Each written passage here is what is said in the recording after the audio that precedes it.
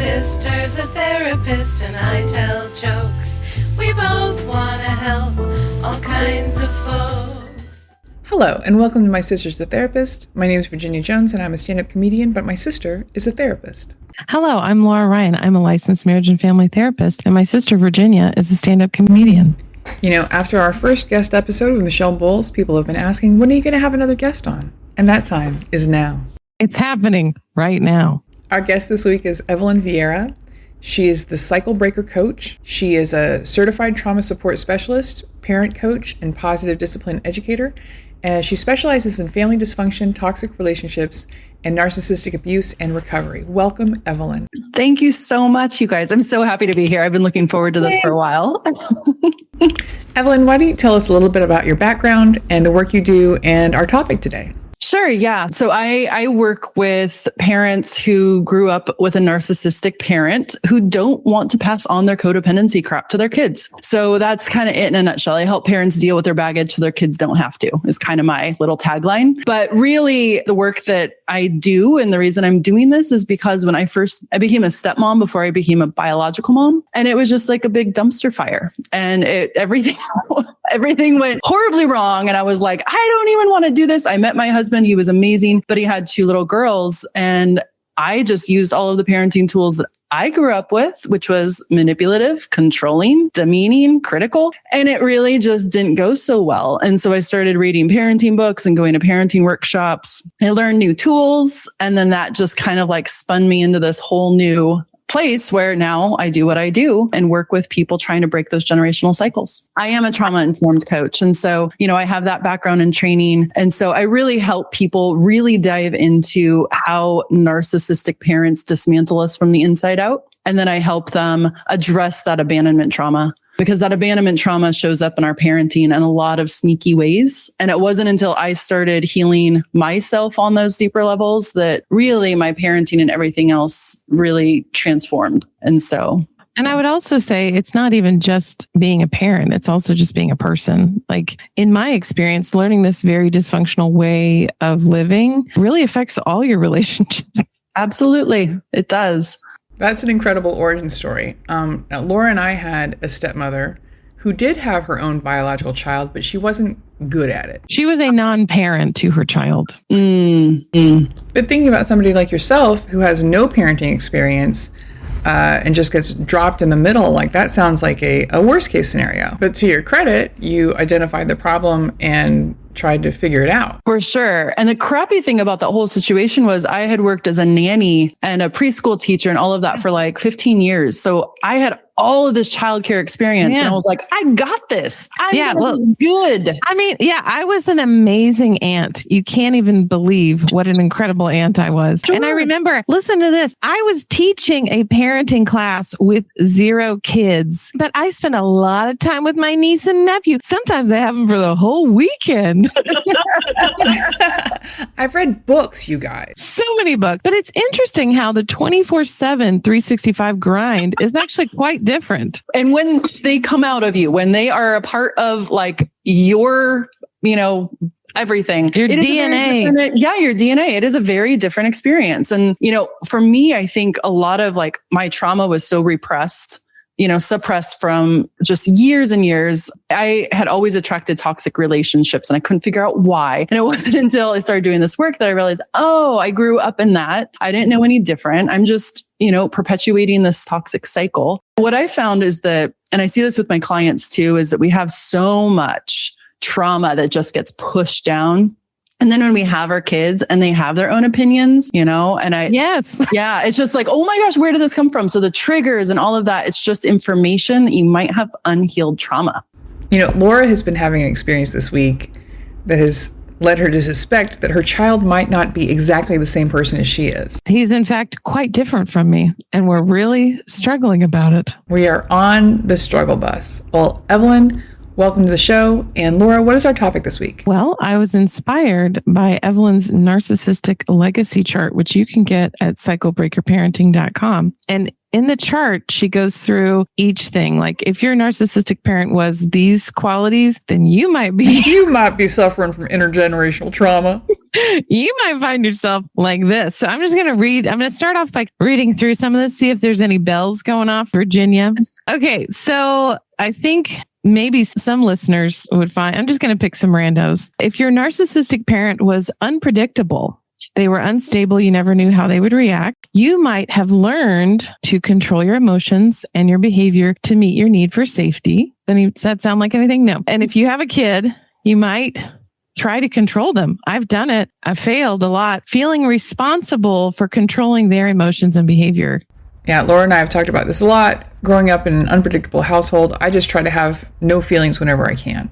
Just really keep them tamped down. And Laura finds that aggravating. I do. These are all, I'm just going to focus on dad. We're going to stick with dad. If your dad was critical of you and disregarded your feelings and focused on what you were doing wrong, you might criticize yourself and having negative self-talk. Laura had a total meltdown working with her kid on multiplication tables because she was trained to believe she could never learn them. Right. Wow. Yeah. I actually just did, I just got a new certification in NET, neuro emotional technique. And I found congratulations, by the way. That's thank exciting. you very much. It is it's finally done. But I found that the training itself was very traumatic for me because when we were you basically I had to take an SAT test, bubbling in something. I had a lot of trauma around that. And I also had a lot of trauma about having to take in information and memorize it. And I had all this stuff coming up around times tables and multiplication. Coincidentally, my son is also in the 4th grade now. So what's he doing? He's learning his times tables. So I'm trying so hard to teach him in a non-traumatic way. Yes. Well, this is an opportunity, Laura, right? This is an opportunity for growth. And we call it a growth edge. So Evelyn, what is your advice for a parent in that situation? How can Laura move past this trauma? Oh, I get that a lot. And I experience this on a daily basis with my own kids because sometimes my inner child gets really pissed off that I'm giving to my children today what I never got as a child. So my inner kid's just like, what the hell? This sucks. What about me? So there's this term that my sister-in-law taught me that she calls it dual parenting. And it's kind of this idea or concept that you go ahead and take care of your inner child. You allow your emotions and all of your feelings around it to come to your awareness and you just process, okay, and you just validate. Because those feelings are valid. Whatever those feelings are, they're valid. And we cannot heal it till we feel it. As cliche as that is, it's true. And so feeling it, taking a break from your kid if you need to, go in the other room, cry, scream, do whatever you need to do, but just acknowledging it is powerful because we did not get that in dysfunctional homes. We never got that in a dysfunctional upbringing. So validating it is powerful. And then recognizing what your child needs and doing your best to give it to them. And also being okay with, you know what? I can't give it to them right now. And I need to take care of me. And that is okay. I think the difference between, going down the dysfunctional path and doing it in a healthy way is coming back to it. If you're not going to come back to it and just pretend like everything's good, that's dysfunctional. And that's what we often learn. It's really dismissive and horrible to your kids. It is, exactly. That's what I've learned. And it's not like, hey, buddy, you're on your own to learn this. It's not like that. It's just more... Just figure it out, bud. You can do this. See you when you're 18. No, it's not that at all. It's just more like, hey, this is triggering for me. And, I'll be back in 5 minutes and we can work on it again. Evelyn, speaking of your inner child being jealous, my dad loved little kids. He loved a baby. And once you were walking, talking, having your own opinions, he was kind of done. He abandoned you. Right. So he had a girlfriend who had a grandson, and he was kind of helping with caregiving. The grandson was living with my dad and his girlfriend. And it's great that he was able to offer that. But he would tell me these stories about walking this kid to school and feeling the little hand in his big hand and feeling, the spring sun on his face, and he can smell the peanut butter and jelly sandwich in the little kid's brown paper bag. And it just stank because I was in a position of having to be jealous of a 6-year-old. Right. So my response was, hey, your feelings are real and they're valid. And also, at least some kid got something out of that man. Obviously that kid's dad wasn't around, so we needed support.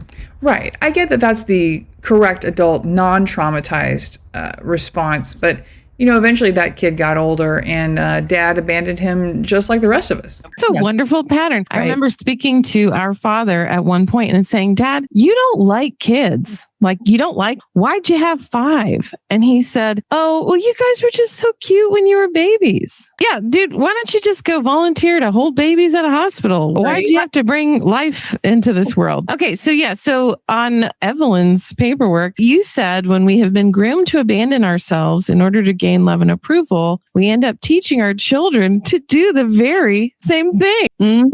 And that's what they call a cycle. Well, that's what they call intergenerational trauma, which is our topic for today. Yes, absolutely. Absolutely. So have you guys heard of epigenetics? Is it an EpiPen that also has genetics? Yes. I love that answer. That's an amazing answer. It's not accurate, but it is very good. Epigenetics is trauma information that is passed from one generation to the next through their DNA.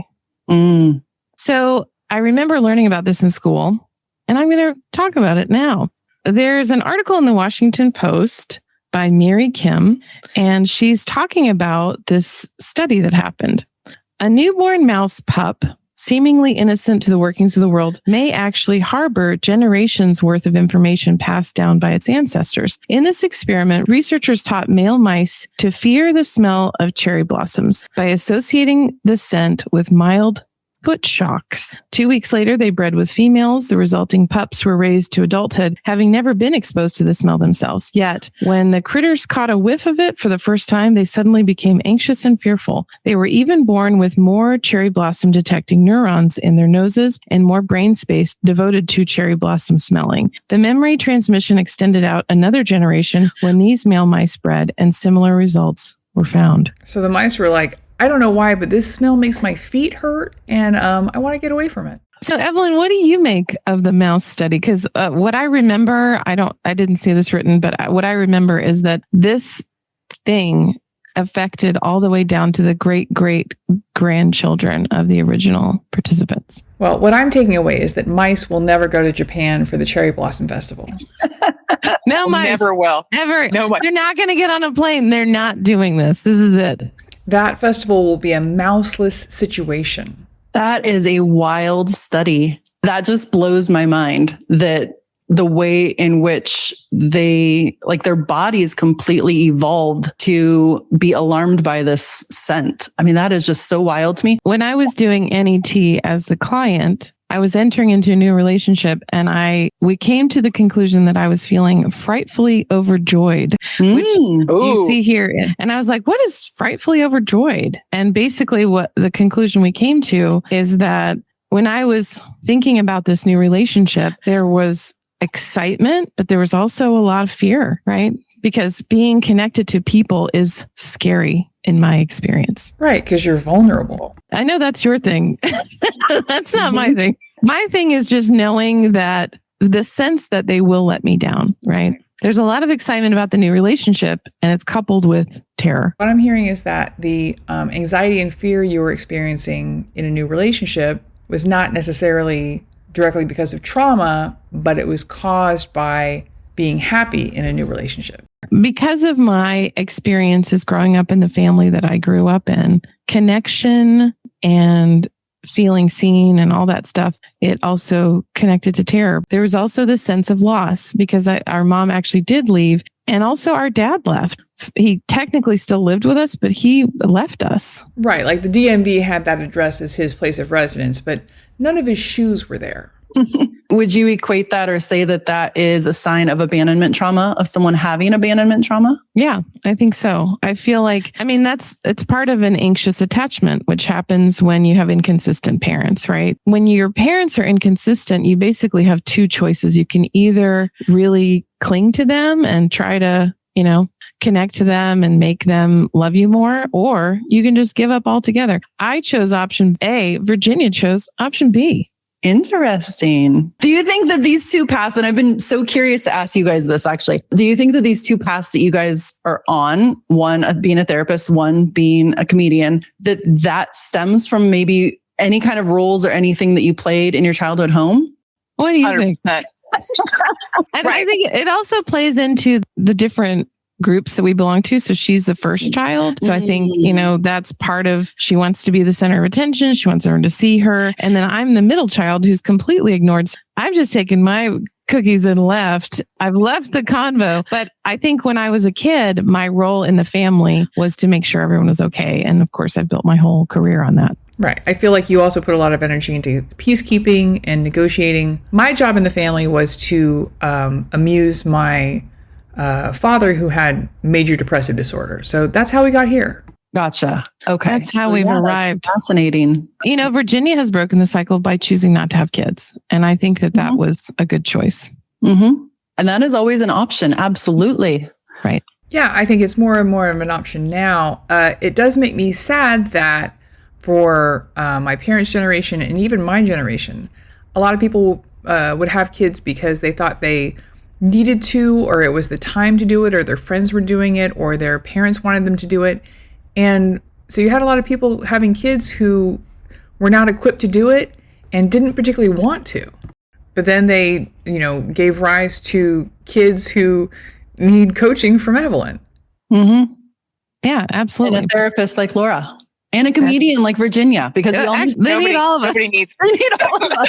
Purdue University News had an article called Epigenetics Offer Puzzling Twists and Turns. Evelyn, have you ever heard the term hunger winter? Hunger winter? I have not, Laura. Can you please fill me in? I'm going to fill you in. In 1944, people in the Netherlands entered into what would become known as the Hunger Winter, or Hunger Winter, a famine created in retribution by the Nazis for resistance activities in the German-occupied nation near the end of World War II. The Dutch famine, as the incident is also known, caused the deaths of as many as 22,000 people. But because the famine had begun so quickly with the Nazi blockade of food in November 1944 and ended just as suddenly with the liberation of the Netherlands in 1945, it gave scientists a very unique window into the effects of how genes in the body can be affected or effectively changed by turning off or on in response to a variety of factors in the environment. So here's some interesting things that happened. Women who were pregnant during the hunger winter were struggling for their lives, right? And researchers found that the famine had turned off certain genes in their children, and the genes were silent throughout their lives. The effects were dramatic. Children born during this period developed cardiovascular disease, obesity, and schizophrenia at higher levels than the general population. In general, they lived lives that were much shorter than people born in the Netherlands outside of that period, passing away at an average of 68 years of age. So, Virginia, what do you make of that? Wow. Well, I know we've talked before about how the body keeps a score, but to see it make that profound an impact on a whole generation, that's bananas. That is absolutely wild. And I just think about all of those kids who ended up growing up being maybe schizophrenic or something and thinking, what is wrong with me? When they were predisposed and had no idea. They didn't have any idea of, why they're struggling in this way. Why is everyone schizophrenic? This is also a good way to make parents extra paranoid, because even before your baby was born, you're messing them up in utero. So I'm going to tell one final story about epigenetics. But I guess the reason I'm bringing these things up is I want to elucidate that there are so many things that affect generation upon a generation, right? There's so many things that affect even the way that I think about the world. And if I have a personality disorder on top of that, it's just going to make parenting so great. Okay, Holocaust survivors and their children, a search for positive effect. In 1996, Bauer studied 80 Jewish adults born to Holocaust survivors and 20 Jewish adults whose parents had not faced Nazi persecution. All subjects were of comparable age and all had reported experience of some type of trauma during their life. At some point over their lifetime, 29% of the offspring of Holocaust survivors had experienced symptoms of depression, PTSD, as opposed to 0% of the control group. But aren't they getting some of that from their parents? Yes. They talk about how it's twofold. Part of it is their genetics. But I remember this deep dive that I've gone into came from, I heard a woman who was interviewed. She was the great granddaughter of a Holocaust survivor. So she wasn't raised by this woman, and she still had a lot of the same genetic stuff going on. That's fascinating. Okay. So the findings suggest that the child or children of Holocaust survivors may be at a higher risk for psychiatric symptoms, including depression, anxiety, and PTSD through exposure to their traumatized parents. But I also think having traumatized parents like ours did affect the way that we were raised. Garland, 1993, also did a study and commented that work has shown that the children of parents who have carried within them, however silently, the experience of a destroyed world have much to contend with growing up, making normal separation and individuation difficult. Moore, 1990, found a higher frequency of separation anxiety and guilt in children of survivors. My family's experience with separation anxiety supports Moore's findings. So, Evelyn, what do you think about that? That is a lot to unpack. I don't even know where to start with that one. Gosh. Yeah. I mean, I think when we're talking about this generational curse, as I call it, however somebody shows up as a parent, when they have their own trauma, they're not going to be able to connect with their children or to be as patient with their children if all of this internal, stuff is going on inside of them, And so one of the things that I talk with my clients constantly about is, trauma impacts us on so many different levels and it impacts our mind a lot. So like the negative self-talk, beating ourselves up, all of that stuff, it is a generational thing. So our thoughts, the thoughts we have today are not really ours. They were passed on from past generations. And so if I think I'm a horrible person and my child does a horrible thing, I am going to be projecting onto my child and scolding them and making them feel really bad and being really critical and not really being able to see past the behavior. Right. And then that child grows up thinking, I'm a horrible kid, I'm a horrible person, et cetera, et cetera. So that's kind of the way that I see it. It sounds like it's both, though, this generational stuff. It's nurture and nature, right? Mm-hmm. The combination. Yeah. Virginia, have you ever heard of ACEs scores? Have you ever heard of the ACEs questionnaire? My understanding is that the ACEs questionnaire determines the amount of trauma someone has gone through in childhood. And I know someone named Laura Ryan who is oddly proud of having a very high score, stoked on it almost. What is your score, Laura? Would you share with us? Yeah. It's a 7, which is very high. Very high. It is very high. Mm-hmm. Out of 10. Right. Mm-hmm. And I'm pretty sure that Virginia's is also a 7 because she grew up in the same house. Let's go through the questions, shall we? Let's do it. I am very familiar with the ACEs score as well. Mine is 4. Evelyn, so I'm not that's great. 4. Why don't you even know what I'm not you're as cool as you guys. Literally, why are you here? If you want to look it up, it's called Adverse Childhood Experience Questionnaire. I go through this with all of my people that I meet with in my office. Most people are at least 5 or 6. I have had in my career, I had one person who was a 1. Wow. No. She had some stuff that happened outside of her family, but in her family, because this is birth to 18. Okay, so here are the questions. Let's do it. We may have to bleep some of these. When you were growing up during the first 18 years of life, did a parent or other adult in the household often swear at you, insult you, put you down, or humiliate you, or act in a way that made you afraid that you might be physically hurt? Okay, that's yes for me. So I just have to say something here too. So the ACEs score, one thing that I've done some research a little bit on this as far as like neglect. So like I never felt threatened, right? But I felt ignored. Right. So, which in many cases is significantly worse. I don't know. I wish that they would redo the ACEs score for emotional and psychological damage and trauma, because it can be just as devastating.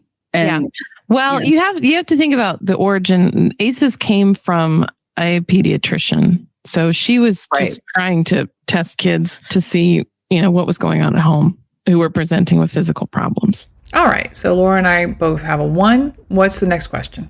Did a parent or other adult in the household often push, grab, slap, or throw something at you, or ever hit you so hard that you had marks or were injured? Oh, yeah, for sure.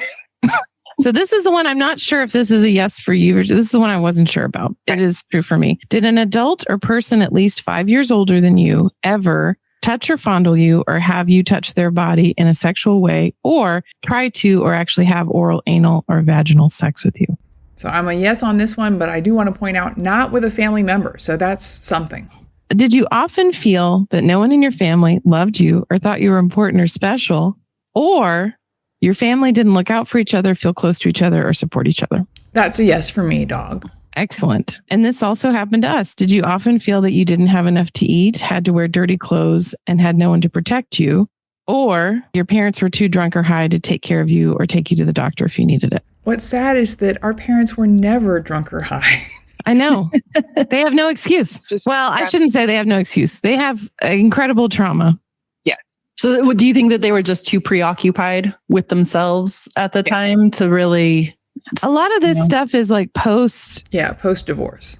So our mother was removed from the situation. Right. Our father just wasn't present. So I don't know if he had a plan that he didn't follow through with. More likely he had no plan and didn't care. We sort of took care of ourselves. Hence, had nothing to eat, had to wear dirty clothes, and had no one to protect us. Were your parents ever separated or divorced? Also, yes. Yeah. Surprisingly, as your sibling who grew up with you, my answer is also yes. Now, Laura, I just feel like it's really easy to focus on the negative parts of childhood neglect. Like, we did have to feed ourselves, figure out how to drop off checks to the city of Dallas so our utilities were not turned off, et cetera. But we got to watch anything on television we wanted to. That was really good for us also.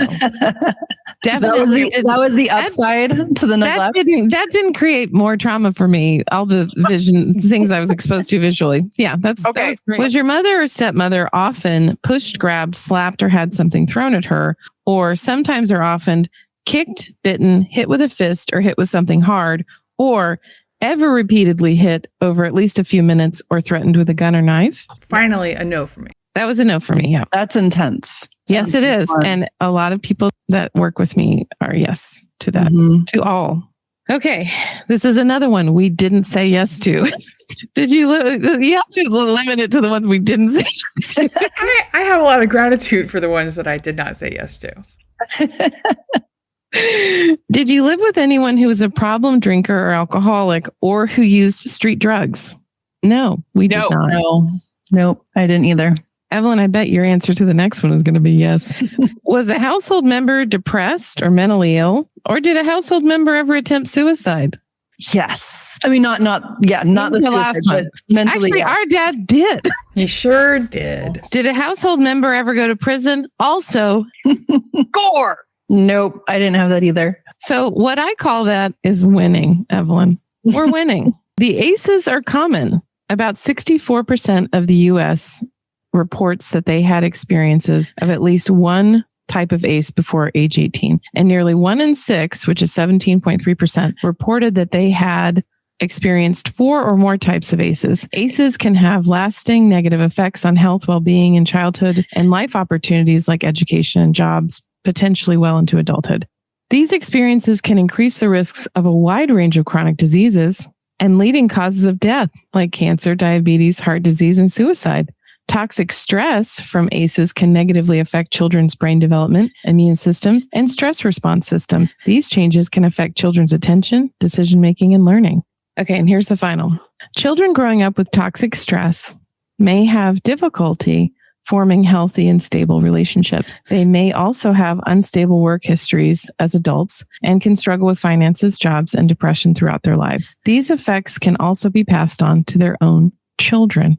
Laura and I have also talked about how when your family of origin is constantly under financial stress, when you're always very concerned with where your next meal is coming from, it actually inhibits your ability to do higher thinking and planning and learning because you are so much in survival mode all the time.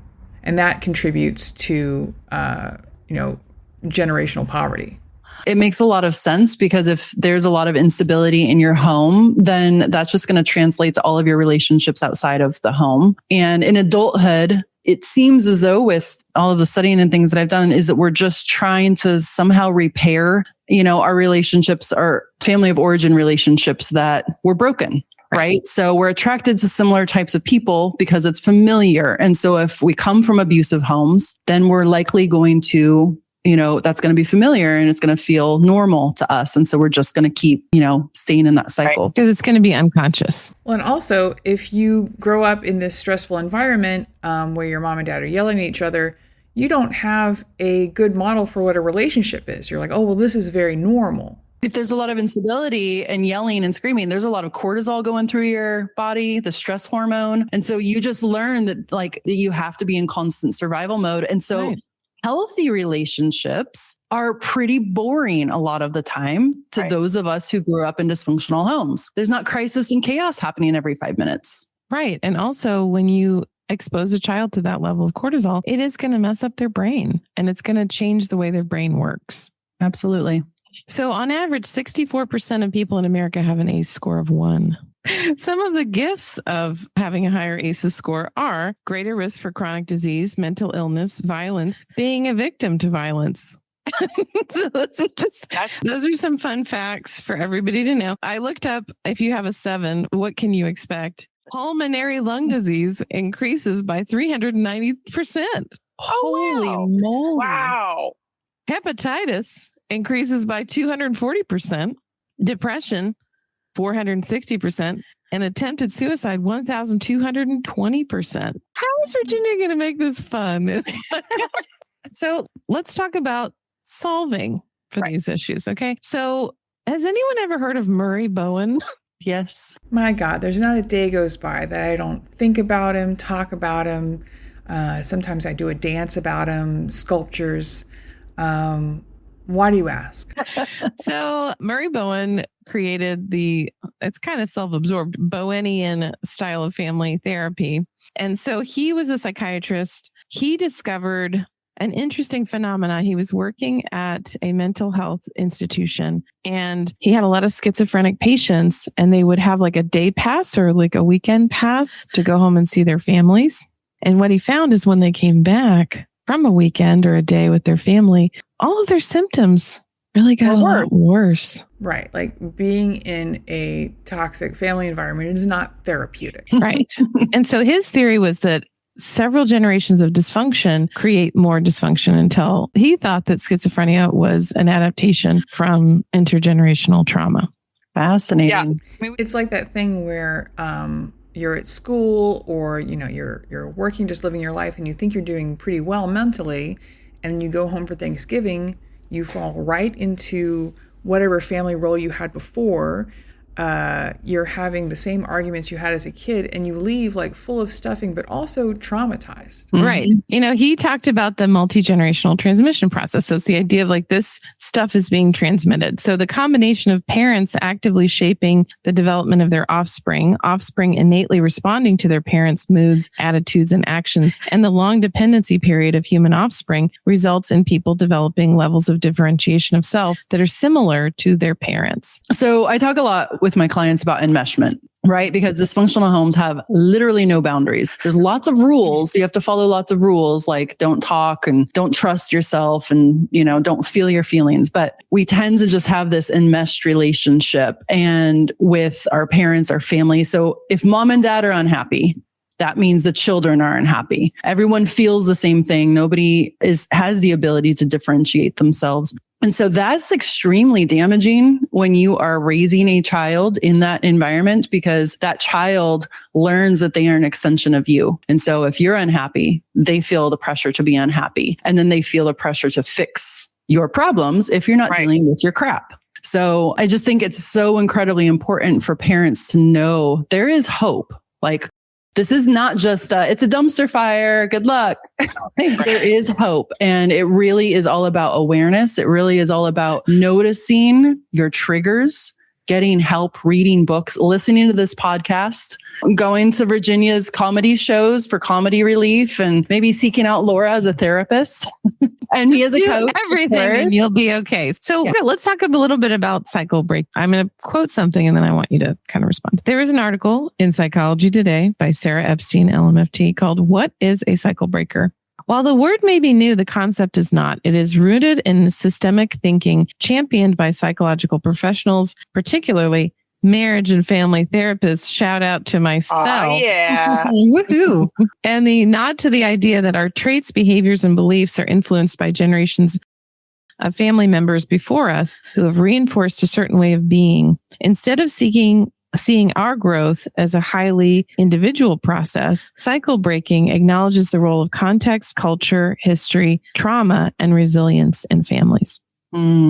That is beautiful. I love that. And that leads right into, I call myself the cycle breaker coach for a reason. And it is because like walking through my own pain and trauma, I have figured out tools to help myself heal and break the cycle that I am really passionate about teaching other people how to do that. And so I have a program I take people through. I'm writing a book on this topic, and everything I do is all about cycle breaking. And it really is having that awareness to know what you're breaking, because it can be so intimidating. Like, okay, break this cycle. Good luck. It's like, which one? Which one? Everything you grew up with, everything you've always known, just stop it.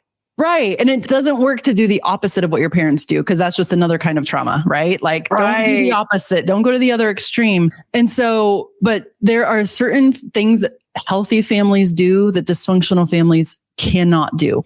They are incapable of doing. And so I've narrowed it down to 5 things. I call it the cycle breaker blueprint. And it's just a 5-part acronym, and it's BRAVE, because we have to be brave in order to face this generational trauma. So I'll just quickly, if it's okay, just tell you what the 5 things are. Yeah, let's do it. You have to get really good at boundaries.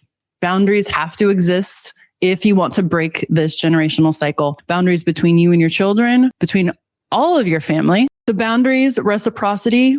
We oftentimes have no idea what reciprocity is. And that is when there's balanced reciprocity, where there's give and take, not just one person takes and one person gives. So having reciprocity in your relationships. The A is accountability, and making sure that people that you're close with, that you are able to hold them accountable. Someone who refuses to be accountable and responsible for their actions, that's a huge red flag that they might be a cluster B. I listened to your guys' cluster B episode. It was amazing. If you haven't listened to it, go back and listen to it, people. The V is validation, making sure that we're doing the internal validating for ourselves and not seeking that external people pleasing piece. And then learning how to validate our own children in a healthy way. And then E is emotional safety. And so understanding what that even means, and making sure that we are taking these 5 things and creating a legacy for ourselves, a new cycle breaker legacy for ourselves and our children to move forward. So amazing. So it seems like in Bowen's model for healthy family relationships, the best thing you could do is just stop seeing your family, which I'm totally willing to do. Well, he said it was a willingness to accept that I am a part of a system, right? So he was the first person to really see that it's not just me floating around on this rock by myself. Right. It's me interacting with these systems and dealing with that.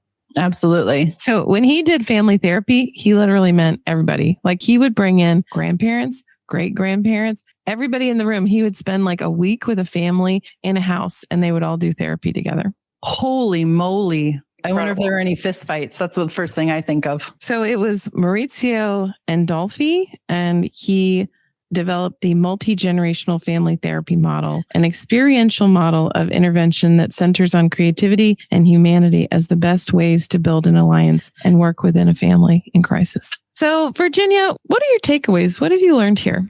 Well, for one, I'm super excited about Evelyn's very practical method of cycle breaking.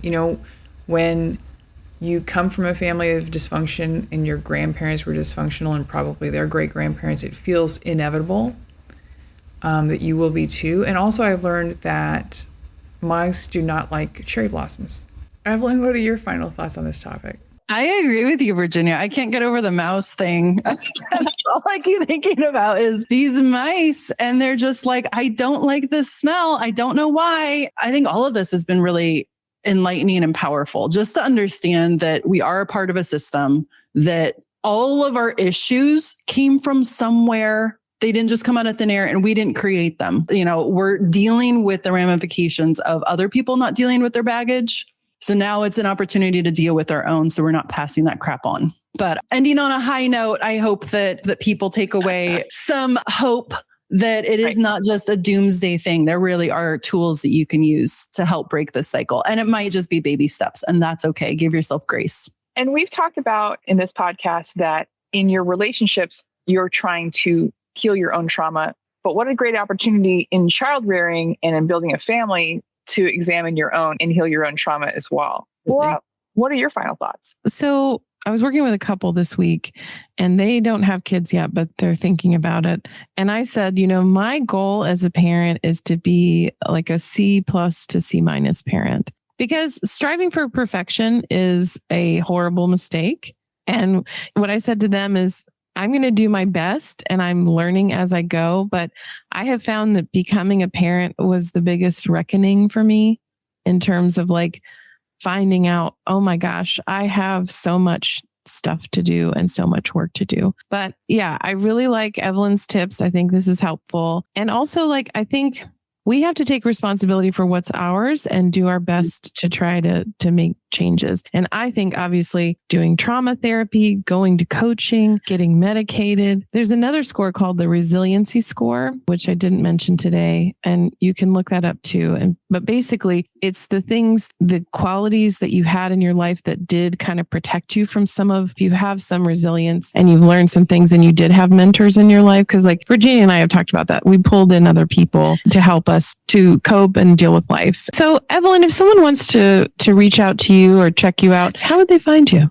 Where are you on the interwebs? Thank you for asking, Laura. So Cycle Breaker Parenting is my jam. So cyclebreakerparenting.com is my website. You can go there and you can download for free the narcissistic legacy chart that Laura was going over. And that basically just kind of, helps you really easily identify how generational trauma might be getting passed down to your kids. And so you can find me on Facebook. I'm starting a YouTube channel, all with the same handle, Cycle Breaker Parenting. Also for your listeners, I have a special offer for them. I put together the narcissistic legacy breakdown for any listeners who were raised by a narcissist or married a narcissist. I take you through 3 videos. They're short videos, 10 to 15 minutes each. And then there's some printouts for each video. The whole package is usually $37, but I am going to give it to your listeners today for a whopping $6. So, I just MSAT exclusive. I just really want people to understand. And I talk about the Cycle Breaker blueprint in the last video. And so you can actually get a printout with scripts of how to set boundaries with your kids and your toxic people in your life. So you can grab that for really cheap. The cost of a coffee, basically. And Virginia, how can people find you on the interwebs? Well, the cool kids know that my website is www.badinia.com, and that's also my TikTok and my Instagram.